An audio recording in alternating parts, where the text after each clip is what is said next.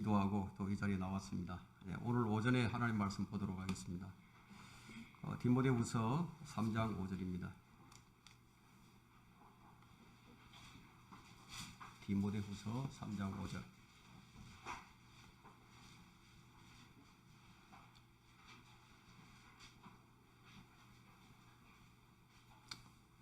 우리가 너무 잘 아는 이제 성경 구절입니다. 제가 받들어 읽도록 하겠습니다. 경건의 모양은 있으나 경건의 능력은 부인하리니 이런 자들에게서 돌아서라. 오늘 이 설교 제목이 경건의 모양과 경건의 능력입니다. 경건의 모양과 경건의 능력. 예수님께서 이 사람의 마음을 밭으로 비유하시면서 말씀을 하셨는데, 어리석은 사람은 그 마음의 밭에서 악취를 풍기게 됩니다. 시편 38편 5절을 보게 되면 내 어리석음 때문에 내 상처가 악취를 풍기고 있나이다 라고 했습니다. 그 어리석은 사람에게서 나오는 악취, 그것이 바로 분노와 미움과 정오와 독설과 저주와 비방과 악의가 쏟아져 나옵니다. 선을 악으로 갚는 자마다 악이 그 집에서 떠나지 않는다고 했습니다. 악인을 정당화시키는 자와 의인을 저주하는 자들은 둘 다 죽게 가증하다고 했습니다. 모든 것을 자기 탓이 아닌 남의 탓으로 돌리기 때문입니다. 쉽게 상처받는 사람일수록 피해의식에 사로잡히기 쉽습니다. 누가 억압을 하지 않는데도 자유롭지 못한 생활을 하게 됩니다. 피해를 입지 않았음에도 그런 피해망상증에 얼마든지 사로잡힐 수 있습니다. 그래서 모든 원인들을 남들이 자기를 건드리기 때문이라며 남의 탓에 돌리는데, 그래서 그 근본 원인이 남에게 있는 것이 아니라 자기에게 있음을 알려줍니다. 다만 외부의 자극 때문에 자기 안에 숨겨져 있는 온갖 더러운 것들이 쏟아져 나오게 된다는 사실을 잘 몰라요. 이 사람들이 많이 아는 것 같은데 사실은 잘 모릅니다. 그래서 참 오해를 많이 하게 됩니다. 주님은 너희가 성경도 하나님의 능력도 모르므로 오해하고 있도다라고 말씀하셨는데, 이 사람들은 무슨 말씀인지 알아듣질 못했어요. 교회를 다니고 있지만 거듭남에 대해서 잘 모릅니다. 더군다나 새 사람이 무엇인지 그 개념조차도 이해하지도 못합니다. 이제 문제가 뭐냐, 이 설교를 듣게 될 불특정 다수의 사람들 중에 이 설교를 듣고 이해할 사람은 극히 드뭅니다. 왜 그렇게 되었느냐? 한 번도 거듭남에 대해서, 새 사람에 대해서 배워본 적이 없기 때문이에요. 그러니까 자신이 생각하고 싶은 대로 생각하는 거예요. 주님께서 교회를 왜 세우셨는지, 성경적 교회가 무엇인지, 교회가 무엇을 추구해야 하는지를 잘 몰라요. 그저 교회만 다니면 되겠지. 정말 막연합니다. 성경대로 믿는 사람들조차도 오해를 합니다. 마치 킹제임스 성경을 쓰기만 하면 올바른 신앙을 가진 것처럼, 게다가 신학을 하고 성경을 공부하기만 하면 자부심을 가지면서 믿음이 좋은 것으로 스스로 오해합니다. 신학에서 성령론을 배우지만 성령의 능력으로 사는 사람들은 참 드뭅니다. 주의 영이 계신 곳에는 자유가 있느니라, 이 말씀은 있지만 현실적으로 성령을 힘입어서 살지는 못합니다. 그리스도 안에 있는 성령이 계시는데도, 그리스도인 안에는 성령이 계시는데도 성령을 힘입어서 산다는 것이 전혀 가능성이 없는 것처럼 보이기도 합니다. 왜 그렇게 되었느냐, 이게. 왜 이렇게 되었느냐. 모양은 많이 내는데 속은 채우지 않아요. 지성에서 영성이라는 캐치프레이즈를 내걸면서 성경은 많이 공부하는데 내적 변화가 일어나지 않는다. 자신이 변화가 되었는지 변화되지 않았는지는 자신이 알아요. 마귀에 점유당하지 않았다면 자신이 알아요. 마귀에 점유당하면 그조차도 모릅니다. 물론 경건의 모양도 참 중요합니다. 왜냐하면 경건의 모양이 없는 경건의 능력이 있을 수 없기 때문이에요. 거룩함이 없이 잘 믿는 사람들, 거룩함이 없이도 잘 믿고 있는 사람들은 자신의 믿음을 시험해 봐야 합니다. 외적인 모습은 참 중요합니다. 성경은 경건의 모양과 경건의 능력을 둘 다 갖출 수 있도록 해줍니다. 성경을 제대로 배우면 둘 다 갖추게 되어 있습니다. 어느 한쪽이 깨졌거나 조화롭지 못하다면 정상이 아닌 것이죠. 성경은 공부하는 책입니다. 그리고 성경을 올바로 알지 못하게 되면 올바른 실행을 기대하기는 힘들죠. 예를 들어서 찬양을 하는데 찬양에도 영적인 찬양이 있고 또 혼적인 찬양이 있고 육체적인 찬양이 있어요. 그런데 성경을 공부하지 않고 이것을 어떻게 구분하겠습니까? CCM송은 혼적인 찬양이 대부분이에요. 하나님이 주체가 아니라 찬양하는 사람이 주체가 됩니다. 경건의 모양과 경건의 능력. 첫 번째는 너희는 이것들도 마땅히 행하고 저것들도 저버리지 말아야 하리라. 마태복음 23장 23절에 너희는 박하와 아니스와 금인의 11조는 바치면서 율법의 공의와 자비와 믿음의 더 중요한 것을 빠뜨렸기 때문이라. 너희는 이것들도 마땅히 행하고 저것들도 저버리지 말아야 하리라. 주님은 이것도 잘하고 저것도 잘해야 된다. 둘 다 잘해야 된다고 말씀하셨어요. 그래서 우리는 경건의 모양과 경건의 능력을 모두 다 갖추어야 합니다. 그런데 이스라엘은 중요한 것을 빠뜨려버렸죠. 경건의 모양은 잘 갖췄는데 경건의 능력은 빠뜨렸습니다. 우리가 경배를 드릴 때 영과 진리로 경배를 드립니다.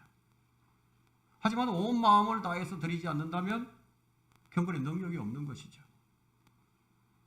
영적인 부분이란 바로 이런 것들을 말합니다. 우리는 이것도 중요하고 저것도 중요하다는 주의 말씀에 주의해야 합니다. 우리는 복음을 전할 때도 주의를 해야 합니다.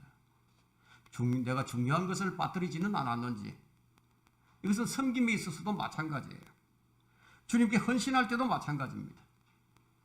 마가복음 12장 30절에는 너는 내 마음을 다하고 혼을 다하고 생각을 다하고 힘을 다하여 주 너희 하나님을 사랑하라. 이것이 첫째 계명이니라. 그런데 오늘날 경건의 능력에 대해서 설교하는 설교자들은 참 찾아보기가 힘듭니다. 시청과 교육은 참 많이 하는데 능력은 체험하지 못해요. 둘 다 잘해야 하는데 중요한 것은 늘 빠뜨립니다. 무엇을 빠뜨리는가 보세요. 영에 관한 부분을 빠뜨립니다. 성경에 대한 신학적 이론과 학문적인 접근에서 그냥 머물러 버리는 거예요. 구약시대와 마찬가지로 외적인 부분만 계속 추구를 합니다. 하나님의 말씀은 양식이라고 말은 하지만 실제로는 그 양식을 먹지 못하는 거죠. 필라델피아의 부흥시대, 필라델피아 부흥시대에는 이런 내면적인 부분에 대해서 설교하는 설교자들이 참 많이 있었습니다. 그런 연유로 인해서 성도들의 내적인 변화가 일어나자 그 당시 사회에는 큰 변혁이 일어났어요. 술집들이 문을 닫았습니다. 극장이 교회로 바뀌었습니다. 양심이 살아나고 도덕성이 회복되고요. 복음의 불길이 타올랐습니다. 그런데 지금의 사회는 어떻습니까? 최악의 상황이죠. 교회가 교회로서의 향기를 내지 못하고 악취를 풍기고 있기 때문이에요. 이것은 내적인 변화 없이 외적인 변화만을 추구한 교회의 책임이에요. 이것은 1차적으로는 설교자들의 책임입니다. 설교자들이 회중들을 올가매고 자유를 박탈하고 억압을 하고 종으로 부립니다. 이것은 구약시대의 재현이죠. 마귀의 종들은 마귀의 노예예요. 그래서 마귀 종들의 특징이 뭐냐면 교인들을 노예로 부리는 거예요. 그것이 얼마나 심하냐 하면요. 고린도후서 11장 20절은 이렇게 말씀합니다. 누가 너희를 종으로 삼기거나 착취하거나 스스로 높이거나 얼굴을 쳐도 너희는 용납하는구나. 심지어는 얼굴을 때린다 이거예요. 그런 가정 모욕을 다 준다 이거예요. 그런데도 용납한다 이거예요. 자유박탈이죠. 성경은 이것을 가리켜서 경이롭고 무서운 일이 이 땅에서 행해진다고 말합니다. 종으로 부르도 좋고 주머니를 틀어가도 좋고 모욕을 주도 좋고 저주를 퍼부어도 용납합니다. 어떻게 그럴 수가 있죠? 어떻게 그럴 수가 있습니까? 미혹의 영에 사로잡혔기 때문이에요. 성전을 건축합시다. 그러면 경쟁이라도 하듯이 주머니를 털어내죠. 근데 체면 때문에 하지 않으면 안 되도록 지금 제도화 되어 있습니다. 사람에게 가장 중요한 것이 먹고 사는 문제라면 그 다음으로 중요한 것이 무엇입니까? 자유죠. 자유예요. 그런데 이 자유를 박탈하고 억압을 하는데도 그것을 모르는 것은 무엇을 나타내느냐? 그 문제의 원인이 외적인 것이 아니라 내적인 것을 입증하는 겁니다. 우리는 살다 보면 치유되지 못하는 마음의 상처들을 안게 됩니다. 자유하지 못하는 마음의 상태, 이런 마음 때문에 스스로 마음의 족쇄를 채웁니다. 그리고 스스로 자신에게 주문을 걸고 자기 체면을 걸게 됩니다. 더 이상 고통스럽지 않으려면 지금 당장 여러분 안에 있는 마음의 밭에 심겨져 있는 불필요한 것들을 다 제거시켜야 합니다. 그게 뭐냐면 율법주의일 수 있어요. 나는 완벽해야 한다. 나는 절대로 실패하면 안 된다. 다른 사람보다 내가 더 나아야 한다는 거예요. 모양새죠, 이것은. 이런 우월감은 마음의 상처를 만들어내는 요소들이 됩니다. 그 다음은 이와 반대로 자격지심이에요. 우월감 반대가 자격지심이죠. 현대인들은 지난 과거의 일들로 인해서 많은 상처가 있습니다. 그것이 트라우마가 되어서 우울증에 시달리죠. 불면증에 시달립니다. 마음의 진정한 평안과 기쁨을 억압당한 채 짓눌려 사는 거예요. 모든 인간은 이런 상처를 받을 수 있는 소질을 다 가지고 있습니다. 이런 것들로부터 벗어나는 것이 바로 경건의 능력입니다. 문제의 원인을 알지 못하면 치유하기 어려워요. 자신의 문제가 무엇인지 모르게 되면 그 문제를 해결하기가 어렵다는 얘기예요. 우리 인간의 문제가 무엇입니까? 우리 인간의 문제가 자신을 모르는 것이 문제예요. 먼저 나는 비참한 사람이로다. 이것을 깨닫도록 여러분 기도해야 합니다. 이제 이것을 진정으로 깨달았다면 그 다음에 아마 이런 고백이 나오게 될 겁니다. 누가 이 사망의 몸에서 나를 구해낼 것인가? 그리고 이 질문에 해답을 얻게 될 것입니다. 이런 질문에 해답을 얻게 된 사람은 아마 이런 감사의 고백이 나올 것입니다. 예수 그리스도 우리 주를 통하여 하나님께 감사하노라. 그러므로 내가 내 자신이 생각으로는 하나님의 법을 섬기지만 육신으로는 죄의 법을 섬기노라. 자, 이것을 진정으로 깨달은 사람들은요, 어떻게 변화가 될까요? 반드시 변화가 일어나는데 이렇게 변화됩니다. 로마서 8장 1절에 있는 말씀대로 그러므로 이제 그리스도 예수 안에 있는 자들에게는 결코 정죄함이 없나니 그들은 육신을 따라 행하지 아니하고 성령을 따라 행하느니라.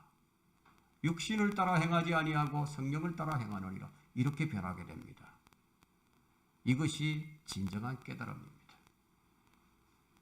경건의 모양과 경건의 능력. 두 번째는 진정한 깨달음은 그리스도 예수 안에 있는 생명의 성령의 법이 그를 이끌어갑니다. 자, 이런 사람의 생애는 바뀌어요. 바뀌어도 너무나 다르게 변합니다. 왜냐하면 예수 그리스도 안에 있는 생명의 성령의 법이 그를 이끌어가니까.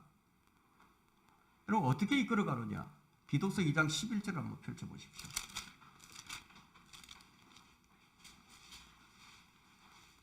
디도서 2장 11절 한번 봅시다. 우리를 어떻게 이끌어가는지 확인을 해봅니다. 이는 구원을 주시는 하나님의 은혜가 모든 사람에게 나타나서 우리를 가르치시되 불경건과 세상의 정욕들을 거부하고 우리로 신중하며 의롭고 경건하게 이 현 세상을 살아가게 하시며 그 복된 소망 곧 위대한 하나님이신 우리 구주 예수 그리스도의 영광스러운 나타나심을 기다리게 하셨음이니 그가 우리를 위하여 자신을 주신 것은 우리를 모든 죄악에서 구속하시고 자신을 위해, 여기 중요합니다, 자신을 위해 정결케 하사 선한 일에 열심을 내는 독특한 백성이 되게 하려 하심이라. 주체가 누군지 잘 보셔야 됩니다. 여기서 성령께서 우리를 가르치십니다. 성령께서 우리로 이 악한 현 세상을 어떻게 살아가도록 가르치시느냐? 불경건한 것들을 버리게 가르치신다. 그래서 이 세상의 정욕들을 거부하도록 가르쳐 주십니다. 여러분은 자연스럽게 마음에 이런 생각이 들지 않았습니까? 자, 가르침을 받게 되면 가르침을 받게 될수록 더욱더 신중해져 갑니다. 더 의롭게 경건을 추구해 갑니다. 어디 그뿐인가요? 가장 중요한 우리 구주 예수 그리스도의 나타나심을 기다리게 됩니다. 사모하죠. 누가 이렇게 하시는 것인가 하는 거예요. 주체가 누구냐 이게. 우리의 노력으로 이것이 되던가요? 불가능하죠. 무엇이 이렇게 해주시죠? 우리 구주 자신이에요. 자신을 위해서 정결케 하사. 우리 구주 자신이에요. 자, 이런 기쁜 일이 또 어디 있겠습니까? 우리 구주께서 자신을 위해서 우리를 정결케 해주신다 이거예요. 우리 구주께서 자신을 위해서 선한 일에 열심을 내는 독특한 백성이 되도록 해주신다는 거예요. 내가 아니에요. 내가 아니라 우리 구주 예수 그리스도 자신을 위해서 그렇게 하신다. 그래서 이것이 어렵지 않습니다. 그래서 쉬운 거예요. 성령께서 이렇게 가르치시고 이끄시고 보호하시고 자라게 하시고 버릴 것은 버리게 해주시고 포기할 것은 포기하게 하시고 성령께서 우리 구주 예수 그리스도를 위해서 우리를 이렇게 만들어 가신다는 거예요. 설교자들이 요즘 유튜브에 설교를 올립니다. 그런데 이제 문제는 늘 명강의를 해서 청중들을 감동시키면 좋겠지만 어떻게 그게 그럴 수 있겠어요? 근데 자기 체면도 있고 그래서 좋은 성과는 좀 내야 되겠고 근데 의외로 조회수는 안 올라가고 그러다 보니까 상업적인 유튜브들처럼 선정적인 제목을 달고 호기심을 불러일으키는 제목을 갖다 붙입니다. 근데 막상 들어보면 이 소문난 잔치에 먹을 게 없다고 먹을 게 없는 설교예요. 설교자들이 이렇게 자유를 잃고 스스로 자신에게 족쇄를 채웁니다. 아무리 준비를 철저히 하지만 감동을 주지 않을 수도 있어요. 주님의 설교는요 완벽했죠. 완벽했습니다. 주님의 설교는. 근데 그 말뜻을 못 알아듣는 사람들도 있었고 그 설교를 듣고 혹평하는 사람들도 있었습니다. 예수님께서는 청중들에게 진리를 말씀하셨지만 청중들은 그 말씀을 이해하지 못하고 오히려 예수님을 죽이려고 덤벼들었습니다. 누가 강의를 하든 듣는 사람들은 다 자기 정평과 처지에 따라서 자기 이해 안에서 자기 지식 안에서 자기 나름대로 평가하고 받아들입니다. 또 아무리 좋은 강의라 해도요 감동이 전혀 없을 수 있는데 그런데 반대로 별 얘기도 아닌 것을 가지고요 그럴듯하게 제목을 붙입니다. 그런 사람들은 이미 그리스도의 종이 아닌 셈이죠. 갈라디아서 1장 10절에는 내가 이제 사람들에게 호감을 사랴 아니면 하나님께 사랴 아니면 내가 사람들을 기쁘게 하려 하겠느냐? 아직도 내가 아직도 사람들을 기쁘게 하려 한다면 나는 그리스도의 종이 아니리라. 어떤 설교자가 이것으로부터 자유로울 수 있겠어요? 어떤 설교자가? 이것으로부터 자유롭지 못하면요, 자신이 그리스도인이 종이 안 되기로 작정을 하고 덤벼드는 꼴이 안 되겠습니까? 나는 요즘 이런 유튜브 설교자들을 많이 봅니다. 여러분, 설교자가 설교로부터 자유하지 못하다면 자유를 포기하고 노예가 되기로 작정한 설교자죠. 언제나 좋은 강론, 언제나 훌륭한 강의를 해야 한다는 강박관념을 가지고 있다면 매우 좋은 일입니다. 그러나 청중들에게 호기심을 주기 위해서 제목을 달고 설교를 준비하다 보면 진리의 길에서 이탈할 수 있습니다. 설교자들이 이런 강박관념에 사로잡혀서 사람의 명성에 연연하면서 진리를 왜곡시키는 것은 시편 38편 5절에 내 어리석음 때문에 내 상처가 악취를 풍기고 있나이다. 이런 사람이 아니고 무엇이겠습니까? 물론 사람들이 보편적으로 가지고 있는 특성은 나는 인정을 받아야 한다, 나는 사랑을 받아야 한다, 이런 기대일 것입니다. 이런 색깔이 강한 사람에게 주위에서 아무도 그를 인정해 주거나 또 사랑해 주지 않는다면 그 사람이 받을 상처가 얼마나 클지 짐작이 될 겁니다. 이런 강박관념은 그 사람의 마음의 자유를 박탈해 버립니다. 그리고 그를 인정해 주지 않고 사랑해 주지 않는 사람에게, 자기 편이 되어 주지 않는 사람에게 나쁜 놈, 못된 놈, 내 편이 아닌 미움의 대상이 되거나 적이 되고 말죠. 사람들 중에는 이런 사람들이 참 많습니다. 이유 없이 싫은 사람이죠. 이유 없이 싫어요. 아무런 해악을 끼치지도 않았는데 그냥 보고 싶지 않은 사람이 있어요. 이런 사람들이 의외로 많습니다.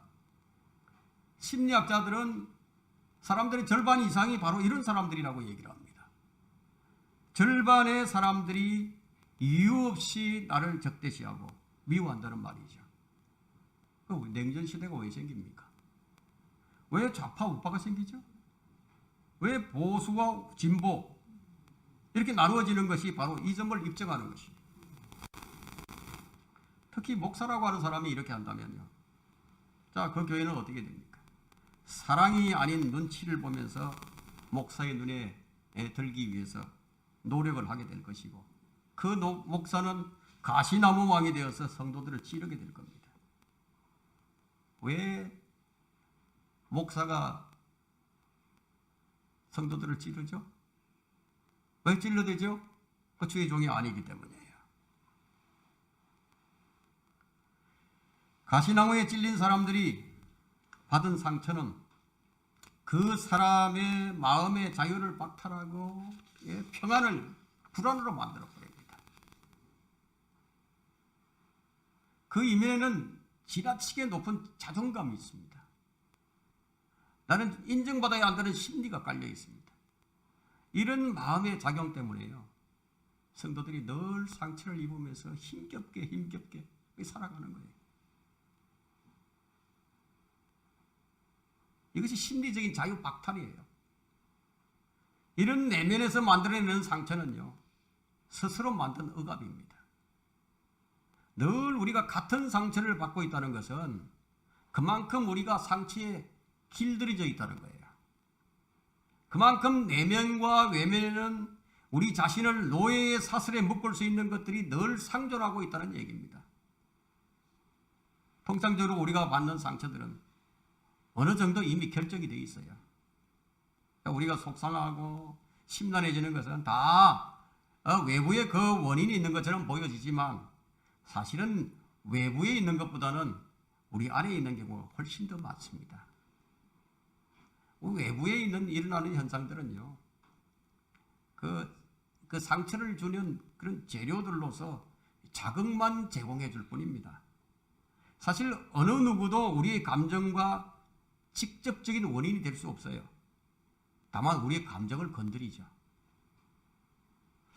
나는 어떤 상황에 분노로 반응을 하는데 다른 사람 보니까 조금도 영향을 받지 않는다면 그 분노의 원인이 외부에서 오는 것이 아님을 알 수 있죠.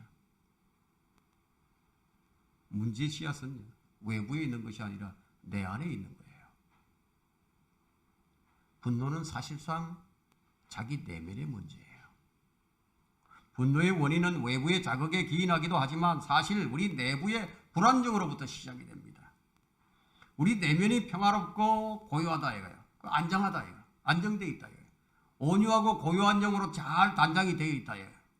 그러면 어떤 외부로부터의 억압이나 무시, 소외 앞에서도 자신을 자유로울 수 있는 거예요.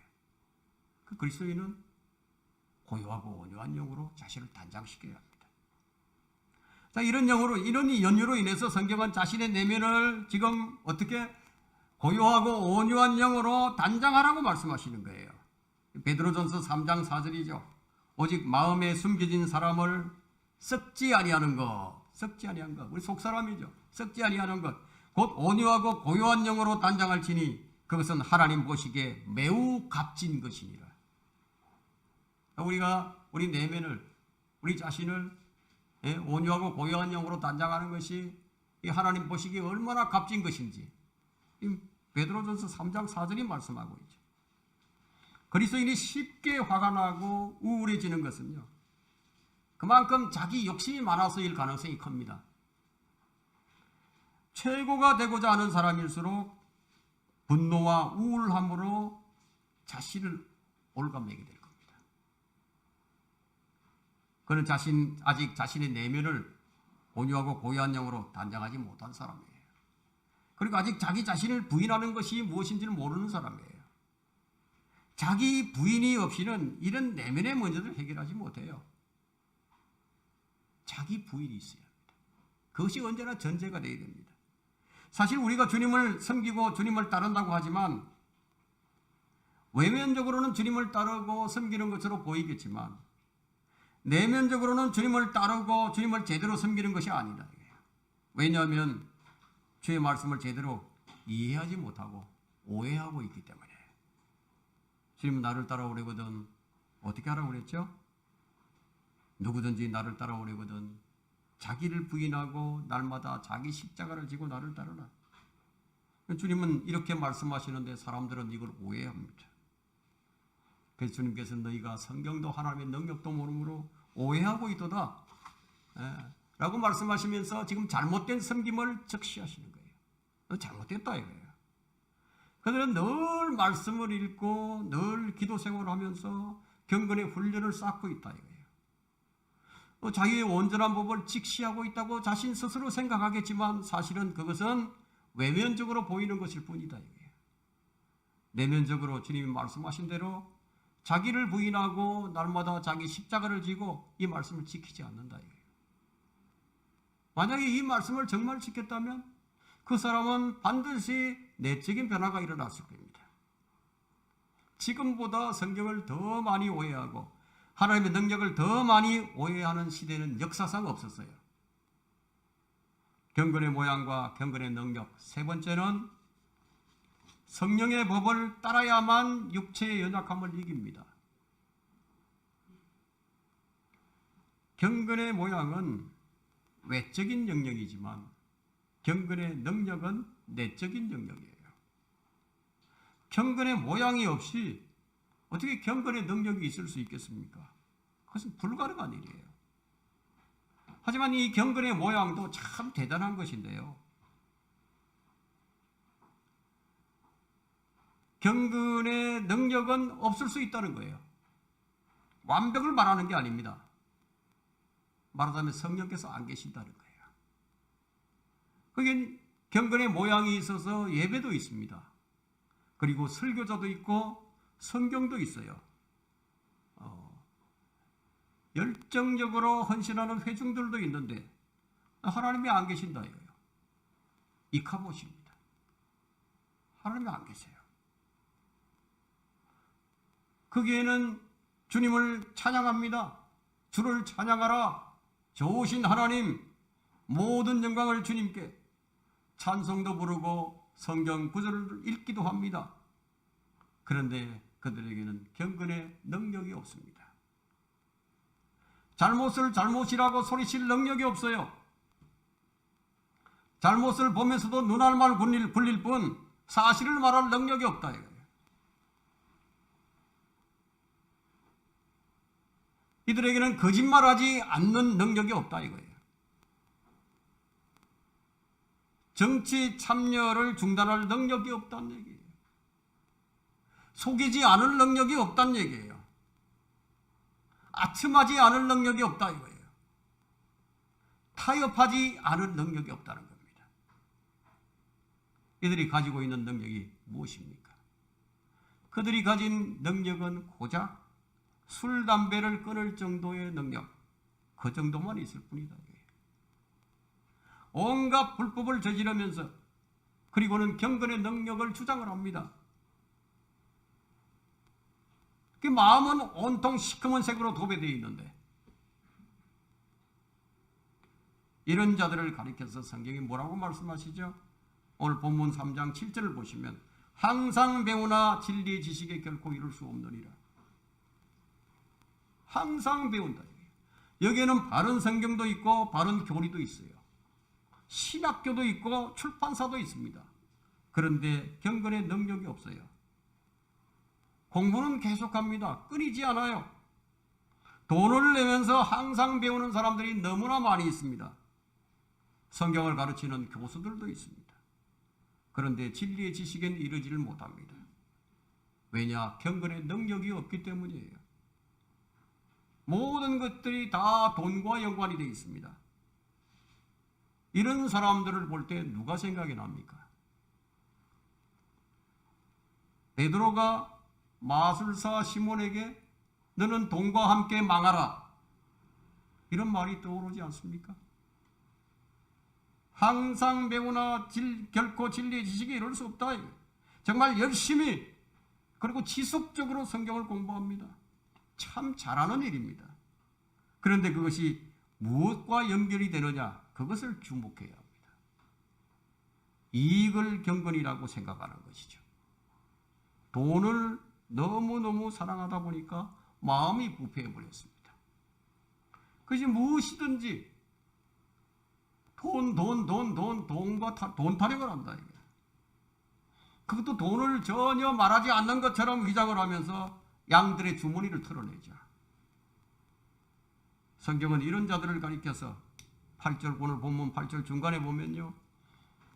이 사람들은 마음이 부패하고 믿음에 관해서는 버림받은 자들이다. 여러분 어떻습니까? 지금 우리는 지금 완벽을 말하고자 하는 게 아니에요. 지금 믿음의 정도에서 벗어난 것을 말하고 있습니다. 모양은 참 좋은데 능력이 없다는 얘기예요. 완벽한 사람은 없어요. 누구나 한두 가지의 약점들은 다 가지고 있습니다. 이 약점들은 숙명처럼 우리 몸에 달라붙어 다닙니다. 야곱은 남을 이용해서 자신의 유익을 취하려는 그런 이기적인 생각이 평생 그를 따라다녔다. 이런 이유 때문에 야곱의 인생은 참 파란만장하지 않을 수가 없었어요. 남에게 지지 않고 이기려고 하는 이 성격이 태어나면서부터 에서의 발꿈치를 붙잡고 나오는 것으로 이기심의 극치를 보여줬습니다. 태중에 있으면서도 싸웠어요. 자, 이런 타고난 본성이 있는데 이것이 강할 경우에는 영적 생활에도 상당한 괴로움을 당하게 됩니다.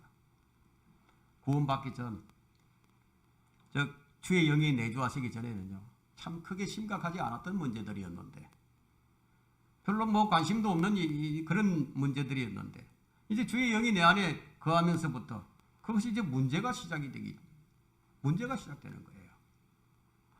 그리스도를 본받아야 하는데도 불구하고 이 성격이 문제가 되어서 덕을 세우지 못합니다. 그리스도 향기를 드러내지 못하게 됩니다. 그래서 갈등하고 괴로워합니다. 마귀는 우리 약점을 찾아서 두루 다니다가 일단 약점을 발견하게 되면 그 사람의 약점을 아주 집요하게 자극합니다. 자극을 한다 이거예요. 그래서 충동질하죠. 그 약점에 눌려서 갈등하게 만듭니다. 약점이 있었지만 그것이 별로 문제가 되지 않았는데, 근데 어느 날부터 이제 그것이 문제로 드러나게 되고, 근데 그것 때문에 이제 갈등이 시작됩니다. 거듭나면서 하나님의 은혜를 깨닫게 되면서 그 약점들이 사라지는 것만 같아요. 약점들이 이제 다 사라진 것 같습니다. 강력한 성령의 임재로 인해서 그런 약점들이 사라진 것처럼 느껴지고, 실제로 얼마 동안은 그 약점이 전혀 드러나지 않습니다. 주변 사람들이 그를 보고 당신 참 많이 변했다고 말을 하죠. 근데 시간이 좀 흐르면서 그 약점이 다시 수면 위로 그 모습을 드러내기 시작을 합니다. 자, 이런 자신의 모습을 발견하게 되면 그 당사자는 심한 좌절과 갈등에 휘말리게 됩니다. 사라졌다고 생각했던 그 자신의 결점들이 그대로 있다는 사실을 발견하고는 성령 충만으로 인해서 사라졌던 부분이 무엇인지, 그것이 무엇인지 잘 몰라서 당황을 하게 됩니다. 그리고 그때부터 그 약점이 그를 괴롭히기 시작합니다. 그것을 없애려고 노력하면 노력할수록 반발이나 하듯이 더욱 강하게 작용해 옵니다. 되살아나는 이 약점에 도무지 어쩔 수 없는 무력감을 느끼게 됩니다. 이 때문에 믿음에 의심이 생기고 하나님의 역사를 의심하기 시작하면서 신앙생활이 이제 무기력해져 갑니다. 심지어는 믿음의 근간이 흔들리기 시작합니다. 거듭남을 통해 사라졌던 것처럼 느껴졌던 이 약점이 사실은 사라진 것이 아니라 성령의 능력으로 짓눌려 있었던 것이에요. 성령의 능력으로 통제되고 있었죠. 우리가 진정으로 회개하고 예수 그리스도를 믿고 거듭났을 때 나의 옛사람은 죽었어요. 이제 새 사람이 된 것은 사실이에요. 그러나 나의 죽은 옛사람, 즉 나의 죄성은 나의 몸에 여전히 남아있다. 우리 신분이 바뀐 것은 사실이지만 나의 죄성은 이 몸을 벗는 순간까지 여전히 남아있다는 거예요. 이것들이 성령의 능력으로 통제되지 않는다면 이 다스리기가 불가능한 것들입니다. 이 성경이 왜 그다지도 성령을 힘입으라고 성령 충만하라고 그러는지를, 그 이유를 알 것입니다. 성령이 밖에 바람이 빠지듯이 이제 소멸되기 시작하면요, 성령의 능력으로 억제되어 있던 것들이 그 죄의 본성이에요. 다시 수면 위로 떠오르는 거예요. 그것은 우리 자신이 성령의 통제를 받지 못하고 있기 때문이에요. 상대적으로는 마귀의 영향을 강하게 받고 있다는 증거죠. 선천적 약점. 이것은 선천적 약점이에요. 우리 의지로서는 절대 극복할 수 없을 정도로 강력합니다. 일부 목회자들은 사람의 의지로 얼마든지 가능하다고 주장하기도 하지만 그건 성경을 오해하고 있기 때문입니다. 물론 강력한 의지를 가지고 다소나마 극복할 수 있어요. 그러나 제거되는 것은 아닙니다. 이 약점을 우리가 인식하고 자신의 의지로 억제하는 것이 힘들고 어려운 과정이다. 그런데 어떤 사람은 이것을 쉽게 극복하는 사람이 있는 반면에, 근데 어떤 사람들은 이것을 극복하지 못하고 마치 짐을 잔뜩 짊어지고 가파른 언덕을 향해서 땀을 뻘뻘 흘리면서 올라가는 그런 것처럼 힘들어하는 사람들도 있다. 이것을 극복하는 방법은 자신의 능력으로 안 되는 것을 알고요, 성령의 능력으로 극복하는 겁니다. 이것이 경건의 능력으로 사는 겁니다. 신앙생활은 바로 이런 거예요. 가장 편하고 쉬운 방법은 성령 충만이에요. 이것이 상대적으로 우리 육신의 본성을 줄이는 방법입니다. 자, 우리 약점을 드러낼 수 있는 상황이 이제 주어지게 된다. 그러면 그 약점을 표면에 나타내도록 우리 마음에 영향을 주는 존재가 셋이 있는데요, 바로 육신과 세상과 마귀예요. 성령 충만함이 이 세 가지의 대적을 수면 아래로 가라앉힐 수 있습니다. 근데 성령 충만이 약해질 때 이런 약점들은 자꾸 마귀가 부추기죠. 여러분을 화를 내게 만들고 분노를 참지 못하게 만들고 본성대로 화끈하게 터뜨려버리는 것이 바로 마귀의 충동질이라는 사실을 인식하고 거기에 우리는 혈과 육으로 대항하지 말아야 한다는 겁니다. 마귀가 우리의 마음을 빼앗을 수 없도록 하는 유일한 방법은 성령 충만을 유지하는 것 외에는 없어요. 반복되는 실패는요, 우리로 하여금 좌절을 만듭니다. 좌절하게 만듭니다. 절망하게 만듭니다.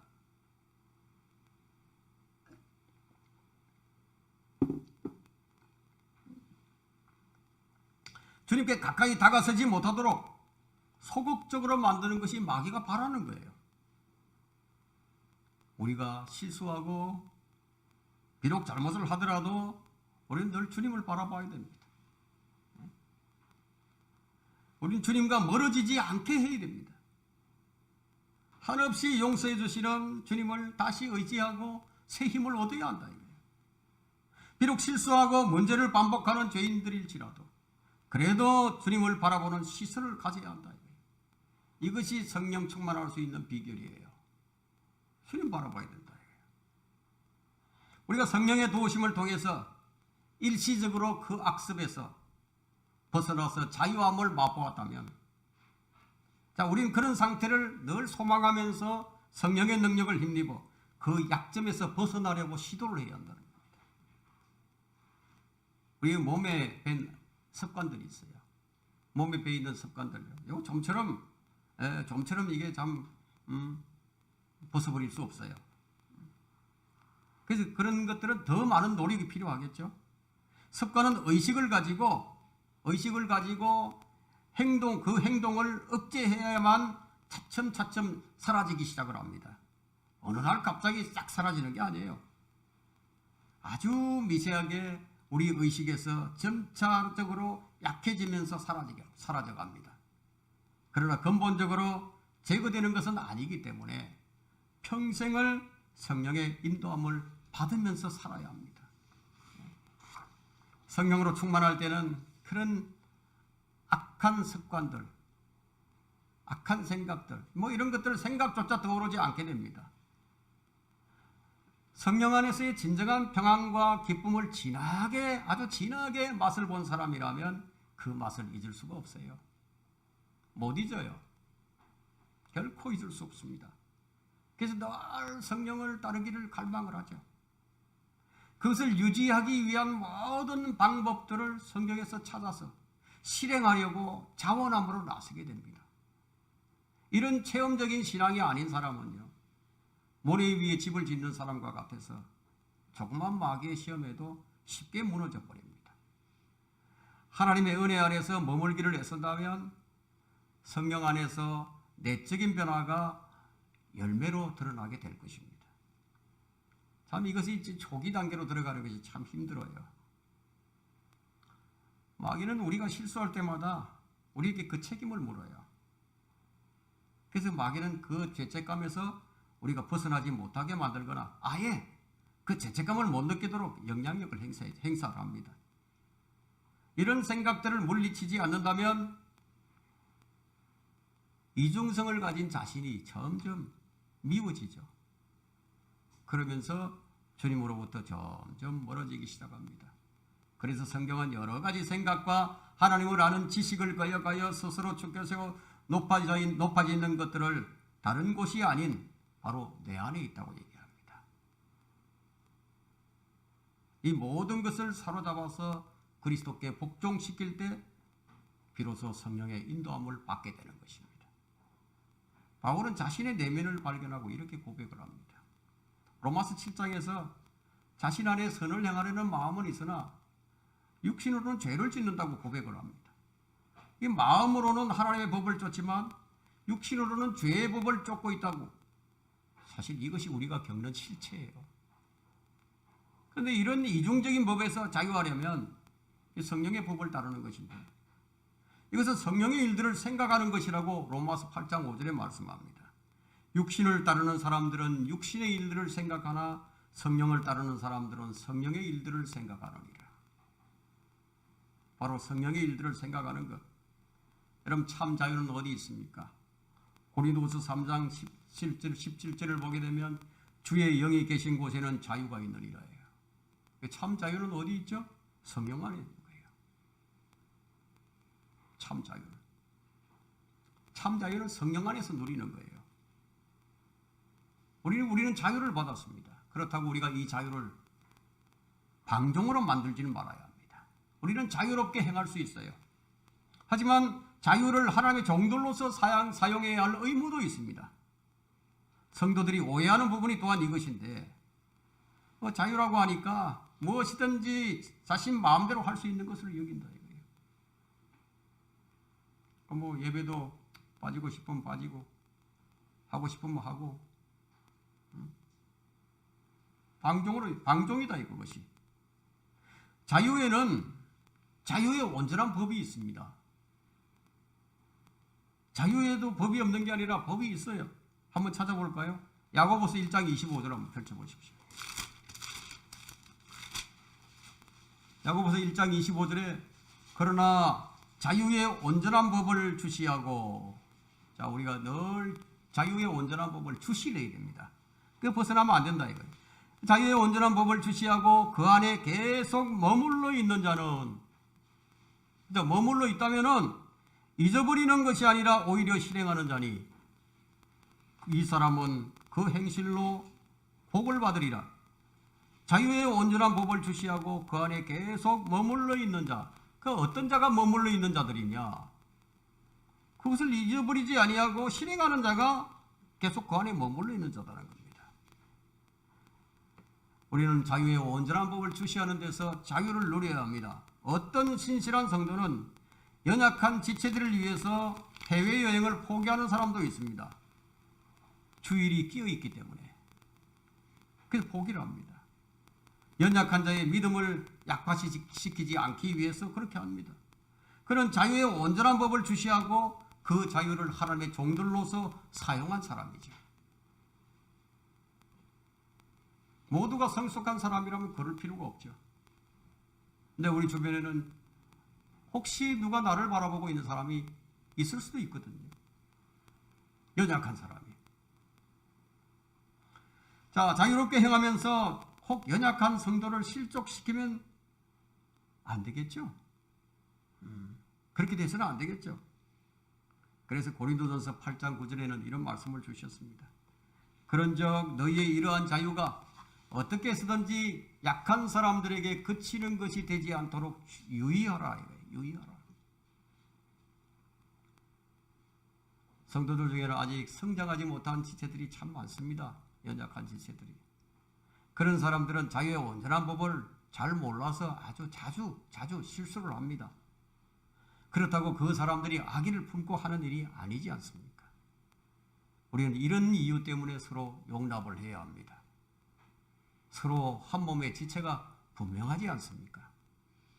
주님께서 우리에게 얼마나 인내를 하셨는지를 생각을 해본다면 연약한 지체들을 인내로 기다려줄 수도 있을 것입니다. 현실적인 얘기를 좀 하도록 하겠습니다. 호사다마라는 얘기가 있습니다. 성령의 역사 뒤에는 반드시 마귀의 역사도 꼭 따라옵니다. 우리가 성경적 성별을 한 후에 정신을 차려야 한다.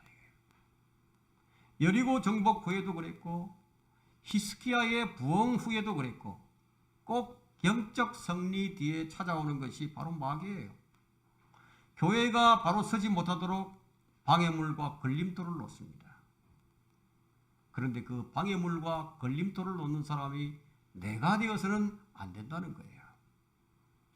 연약한 지체들이 설 수 있도록 먼저 된 자가 이끌어 주어야만 합니다. 성령의 인도함을 받는다는 것은 그 음성을 듣고 순종하는 것을 의미하는 거예요.